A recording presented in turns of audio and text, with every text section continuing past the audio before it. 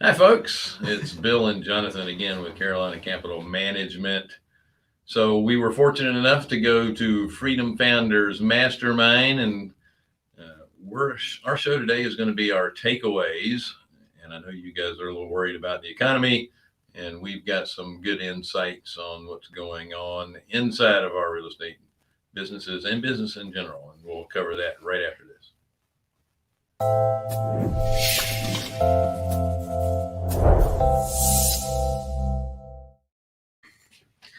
Hello, once again, Bill Fairman, Jonathan Davis. Wendy is vacationing, and she says she's trying to join us, but apparently where she is in the middle of nowhere, and she needs a windmill to power her phone. So thank you for joining us on the Passive Accredited Investor Show.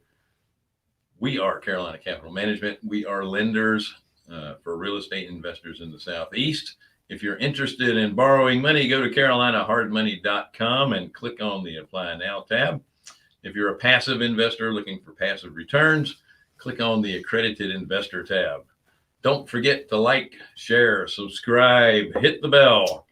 And don't forget to sign up for Wednesday with Wendy.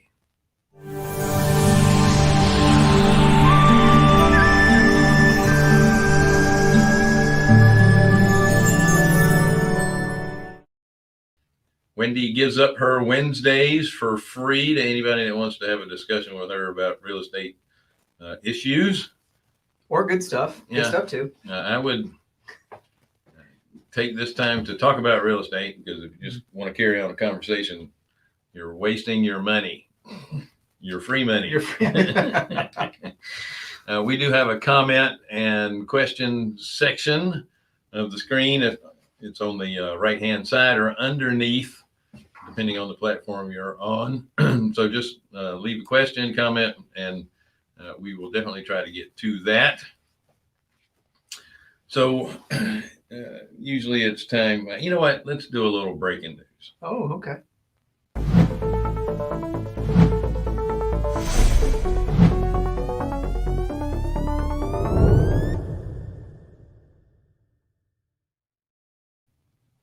Interest rates are low. Big surprise.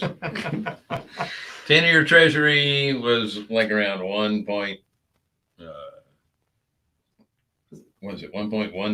or something. I mean, it was below 1.2. Yeah. And that usually follows the 30-year, and rates are low.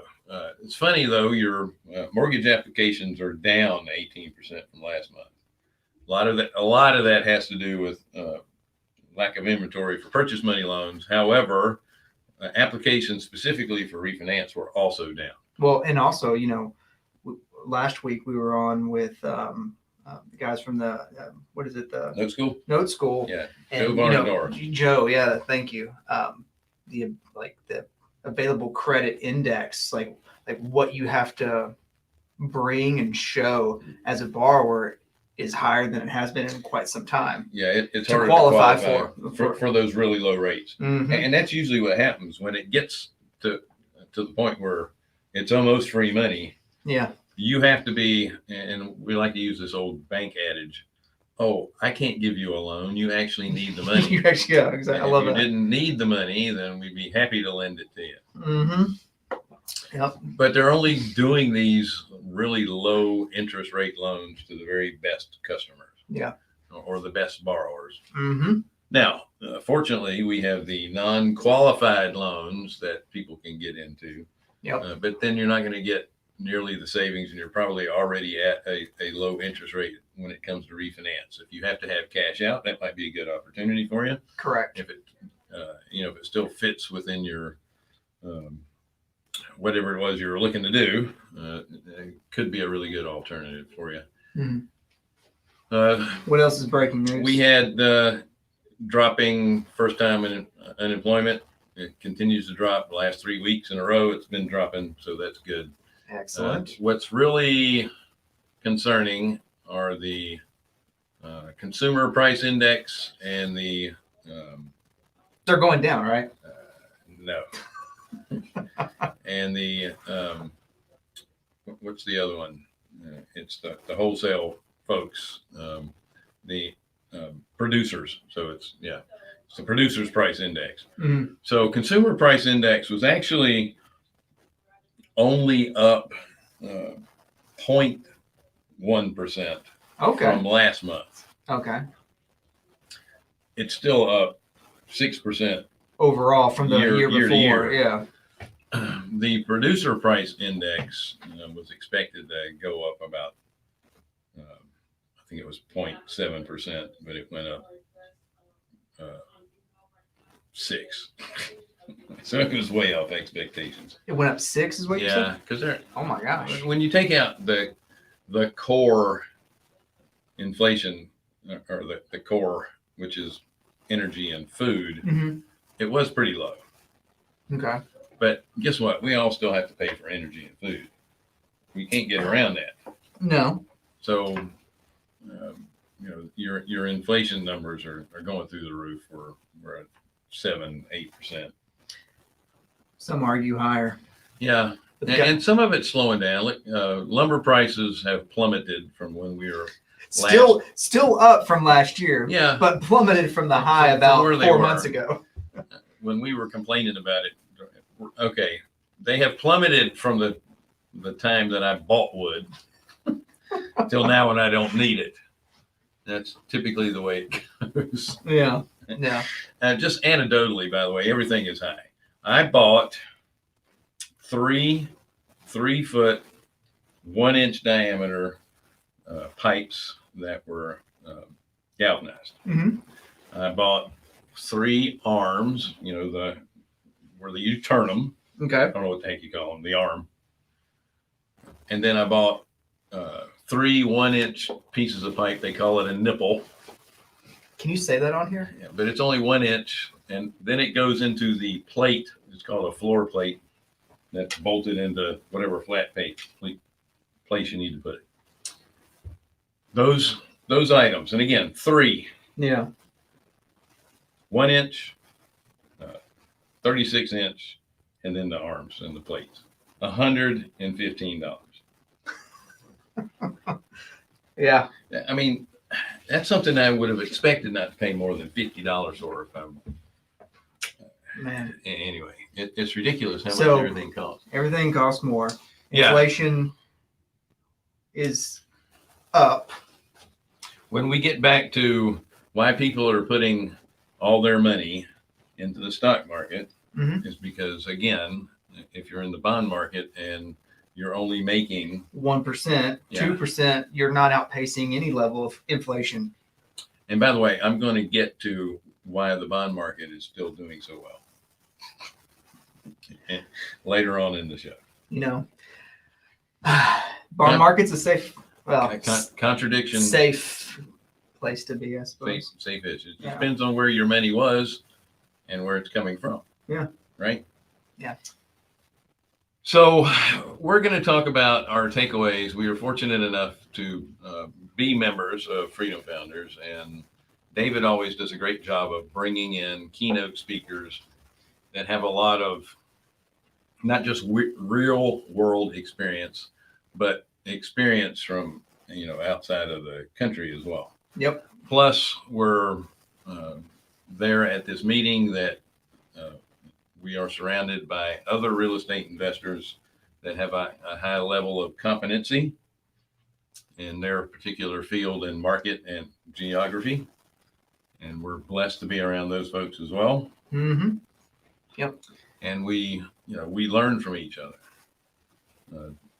Did you have anything you wanted to, you have a takeaway that you might want to share, or you want me to just get into it? Maybe you can think of some stuff.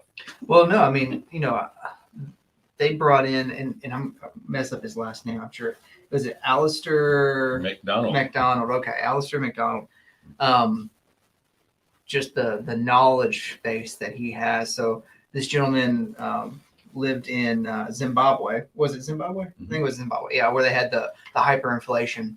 So he went through that, and it was great to hear from someone who had firsthand account knowledge of what they had. And I'm not saying we're in hyperinflation. Right, no. I'm not saying that. They had 135% inflation. I mean, it was, And one of the guys we work with, Bill Mann, he tells me he keeps a couple $1 billion bills from Zimbabwe as bookmarks as a reminder of what can happen. His parents owned a business in Zimbabwe, and of course he grew up working for his dad at the time, and they would have to pay their employees twice in a day. Yep. Because the value of the currency would go up that high in a day. They'd have to pay them at lunch and then before they left. Well, and like they were also saying, like, when you ordered food, you didn't pay until, you couldn't prepay for the food. Yeah. You'd have to wait until they got it, because by the time it got from the kitchen to you, it's probably already increased in price. I mean, we're giggling about this, but that's what happens in a lot of these, we'll call them not as stable governments as we have here. Yeah. In the West, right? Yeah. Well, the biggest takeaway, and one of the things that I think really personifies Alister's brilliance is his ability to understand the mechanisms of people. Right. Because we can all talk inflationary numbers, we can talk hyperinflation, deflation, whatever percentages we want, but it all boils down to the human element. And if you can understand people and understand why people do what they do, then you can start to hedge yourself against big events that can change, like hyperinflation or deflation. I mean, that's one of the things that he talked about was, we're all talking, everyone's talking about inflation. No one's talking about deflation. Right. That's yeah. So a little background on Alister. When he was 21, he was hired by National Geographic to work with one of their big article writers for National Geographic, and they were going to map this river from its beginning to its end. And we didn't have these commercial satellite available that you could just take pictures. At the time, somebody actually had to ride the river and map it out, and there were sections of this river in Zimbabwe that no one had ever been to, so it was never mapped out. And people were asking him, how could you possibly have the courage to go to the head of this river and ride it all the way down and go through these areas that no one had ever been to and have never mapped? Aren't you afraid of the unknown? He goes, well, I have the skills to navigate the unknown when it happens. And that was one of my takeaways, is that you can get in any business or any endeavor, you can get all the information you want, but there's always things that are going to change. When you look at these Navy SEALs and they plan and plan and plan, the first thing they will tell you is that the plan is thrown out the window as soon as the first shot's fired. Yep, absolutely. Because it changes. You cannot plan for your opponent's reaction. In time of war, you can't plan for the unexpected. Yep, and you brought up a good point. And one of the things that I really hooked into was when he was saying, because we all talk about information, and I don't know if you're going to touch on that, but we live in a world of just information overload.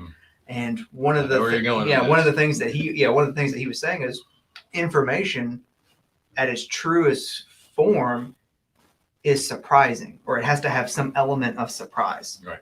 Because if it's known, it's not information. Right. It's the known. And if it's not applicable, then it's not information. Right. So we surround ourselves with all these different channels of influxes of information coming in and out, and none of it's surprising. And that's one of the things that we just said, like, everyone's talking about inflation. No one's talking about deflation. That would be indeed a surprise. Yeah, no, absolutely.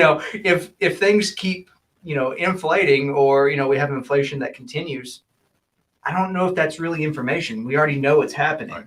That's, okay, inflation's not is higher now than it was 2 years ago. Who cares? You can't go back 2 years.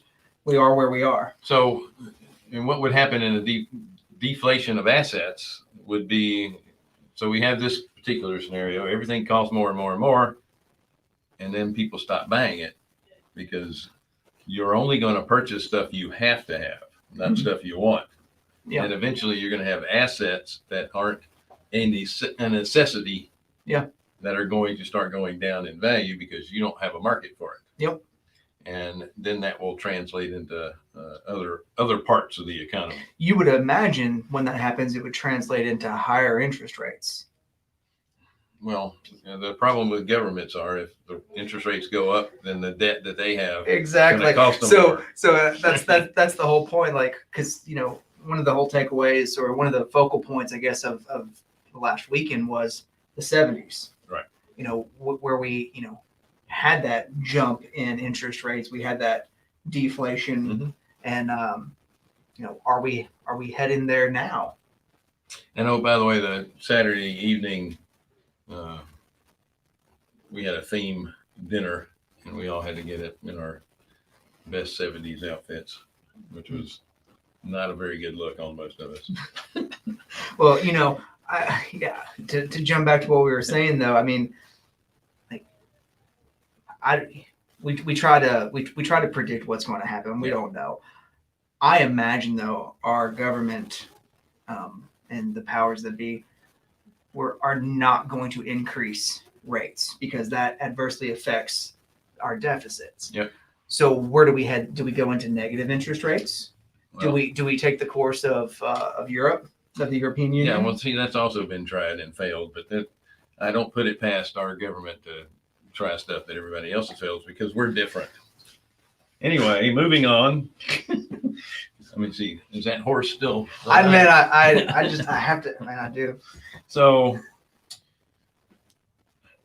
talk about navigating whatever comes up. That's what Alister was talking about. That you need to have the confidence in your abilities to just navigate what comes up in front of you. Are you going to make the right decision every time? No, but don't have a fear of making the wrong decision. If it's the wrong decision, own it and move on. Learn from it. Well, So, one of the, and to build on that, and this, I don't know if it's original to him or whoever said it. It's like, if you actually stop and think about this, every person who's watching this video, us here, we have read more books than Socrates and Plato. We have had more worldly experiences than Socrates and Plato. Trust yourself. You've gotten yourself here and you have a lot of experience. yes. Yeah. Yeah. Believe in yourself. Mm-hmm. Sit down and think about the accomplishments that you've had since, we'll say, high school and where you are now. Yeah. And take heed in the fact that you're not a loser because you've made it this far. Or I can go into... If Wendy was here, I think she would probably allude to some fact of you being a loser. Yeah. Well, I would... I'm sure there's some comment that she would have. I'm going to quote Richard Pryor, and I'm going to use the rated G version of Richard Pryor. Excellent. As you listen to old folks ain't no fools. You don't get to be old being no fool. All right. So one of the things that Alister also mentioned was once you get into a particular position in life, now when you're starting your business off, it's very hard to do this. But once you get to a position where you can do this and you're not the center of attention anymore, you need to take a week off every quarter. And what I mean by a week off, you get completely disconnected. You don't look at your email. You don't do text. Try and set up a phone that's only textable by your family if you're needed in an emergency, or some kind of personal email where it's not about work. You want to disconnect. That's the only way you're going to refresh your batteries. Yep. Let's talk about Daniel Marcos. Was another speaker. Daniel is from Mexico. He graduated from University of Monterrey. Actually, it was Monterrey Technical Institute. He got a degree in finance, His dad, now he was, this is not a rags to riches story, because his dad was he had a PhD in economics as well. So he's no slouch either. Oh, okay. But when he was a very young boy, probably 7, 8 years old, the family went to visit an uncle in Texas. They were there for Christmas holiday. Christmas Day, Dad comes down in a suit when everybody else was opening presents. And he says, "Where are you going, Dad? Why are you in a suit?" He says, "I have to go back to Mexico. I have a client that I have to take care of an issue." And of course, being a kid, he's crying that Dad's not going to be there on Christmas Day. Asks his mom, "Why does Dad have to go and our uncles are here?" Says, "Well, your uncles are entrepreneurs. They own their own business. They don't have to handle clients on Christmas Day." So he thought right then that day, that's what I'm going to do when I grow up. I'm going to own my own business. So when he got out of school, he was offered a position in Hong Kong in '98 when they were signing the treaty over from England. And he was essentially the liaison between Mexico and Hong Kong folks, financial institutions. So he did that for a couple of years, and he hated it because, again, he was working for someone. He was not an entrepreneur. He has an entrepreneurial spirit. So he quit his job, moved back to Mexico, and started and I'll just call it an E-trade kind of a business in Latin America. So he was the first one. He said back in those days, if you just had a .com at the end of your business, anybody will give you money to start this thing up. Wouldn't it be A-trade for speaking Spanish? All right, smart Alex. I don't speak Spanish, so I wouldn't know. Okay. So he set this company up. He had Chase, Lehman, Goldman, all those people were backing him. So he had tons of investment to get this thing off the road, or off the ground rather. And he ended up merging with a Brazilian company in about a year. And then final piece to that is that he ended up selling the business to the largest financial institution in Argentina for $70 million. Now, he was 25 years old when this happened. And he sold the business to a 24-year-old. I gotta love it. And this was at the end of almost 2000. Wasn't quite 2000. So he sold it at the peak, and then a few months later, you had the .com crash. Yep, exactly. And the 24-year-old was not real happy with his purchase. Anyway, so he took his money, was able to get a visa, moved his family to Austin, Texas, and started a mortgage company. And they were doing quite well. They had offices throughout Texas and California and a couple other states, had 120 employees. And then in July of 2007, he gets a call from his bank, happens to be JP Morgan Chase, and said, those loans that you just closed yesterday, we're not funding them. And all those loans in your pipeline, we're not funding those either. So he had to shut that business down. Of course, that was the start of the mortgage collapse. He had to shut that business down. He had several $1 million in his bank account that converted to minus $1 million. He was now $1 million in debt because he had to pay to get out of the leases and whatnot. And worse than that, he had to go back and tell his wife, no longer do we have a couple of million in the bank. We owe $1 million, and I've had to shut the business down. And our visa was attached to us owning the business here, so now we have to move back to Mexico. Oh, geez, yeah. Big change. Yeah. So it was for a lot of people. Yeah. So kind of rags to riches. Anyway. So he, after that, I'm not going to go through the entire story, but I'm not sure I thought you just went through the entire story. No, I mean, it goes on for a little bit longer. But he is partnered with, I can't believe I can't remember his name. Bern Harnish, the author of Scaling Up.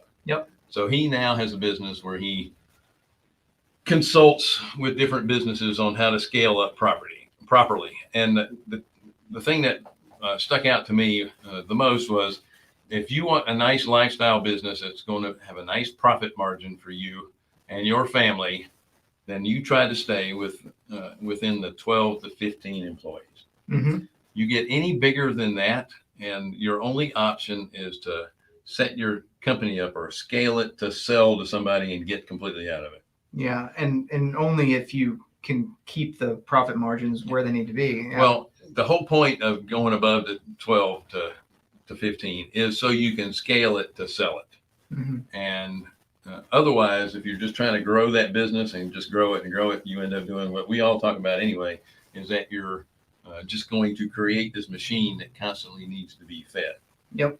And your margins are going to continue to go down and down. You're going to do more and more work, and you're going to get less and less profit for it. So that magic number is between 12 and 15. Correct. Yeah, if you want to keep the business and just keep a lifestyle. Yep. And I know we're getting close to time, but I have to tell you this right here. And this is where we have issues with, where is our country going right now? We're trying to compete with China. People are saying that China is going to win. What's going on with taxes and all this kind of stuff. We talked about this earlier with the bond market. Mm-hmm. Part of the reason the bond market is still doing well, even though people are, moving the stocks because the bond market doesn't pay anything, is that the wealthy people in other countries are always going to bet on America. So what Daniel was telling us is that there's wealthy people all over the country, or all over the world, that are in countries where, they might lose all their wealth. And they're willing to spend, in this case, you had to spend 20% of your wealth just to move your money out of the country. Mm-hmm. And he said, why would you spend 20% just to move it somewhere else? Well, I'd rather have 80% of my money than 100% of it being gone at some point. That's because, true. Again, you're talking about countries that don't have very stable governments. Things change a lot. Mm-hmm. And if all I'm worried about is not losing my principal, then I'm going to put it in the U.S. bond market where Mm-hmm. I'm not going to make any money, but I'm not going to lose it. Now, in most people's mind, if you're not keeping up with inflation, you're losing it. But I'd rather lose it at 3, 4, 5% Yeah. than lose all of it. Correct. Yeah. And you said something. People are always going to bet on the U.S. to succeed. When someone, this is just my opinion. When someone tells me something will always happen or will never happen, I usually bet against that. Well, that's let's put it this way: the Yeah. vast majority of people are going to bet on America. Yeah. Because it is the most stable. talk about investor people. When people believe something will always or will never happen, it usually leaves them blind to. That's true. Mm-hmm. Now, lastly, on the battle with China, and he pointed out something that really made a lot of sense, and I didn't think about this. China is doing very well because they are bribing most of the countries. For example, they put a port in Sri Lanka, and they, had terms with Sri Lanka Mm-hmm. that they could not actually follow through with. So they eventually repossessed the port. Of course. So now there's a little piece of China in Sri Lanka because they repossessed it. And they still are charging them money because they're behind in their payment. So basically what he is saying is that beyond what you think of our government when it changes hands and people do silly things, because most of the politicians have never had businesses in the first place. But our America at its core has values that people want to aspire to. Yeah. And for the most part, we're not bribing other countries to hang with us. We're giving them an opportunity Either to we're better themselves. we're better at silencing it or keeping it quiet, or we're not doing it. I don't know which I'm one. not saying we haven't made our own mistakes, but if you look around the world, who do you want to hitch your wagon to? Oh, Someone yeah, who has the core values that Correct. we have, or someone that Exactly. is going to have an Do you want authoritarian. do you want a core value of, the quote American dream, like where you can aspire to, Right. to better yourself, better your position in life, better your family, like I will subscribe to that all day long. Yeah. Mm-hmm. So I came out of that meeting with a little bit more of a smile because you get pounded to death with what's going on in the news. I try to stay away from the news, but I do watch the business channel because I want to see what's going on in the markets. But you always get a little bit of commentary on our governments, and I'm not as concerned. Again, you go back to you can't control what's not controllable by you, so just navigate it as it comes.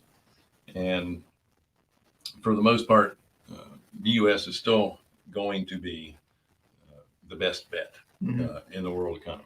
What you can control is what you do and how you react. Yeah. And, those two things. Well, and the folks that you want to be around.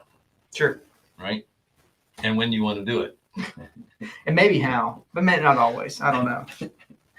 Was that? Well, I hope this was helpful. You got anything else to add? No, I was just gonna say, I do what I have to do, and sometimes I get to do what I want to do. But most of the time, I do what I have to do. But we're all striving to do what we want, when we want, and who we want to do it with. All right, folks. Thanks again for joining us on the Passive Accredited Investor Show.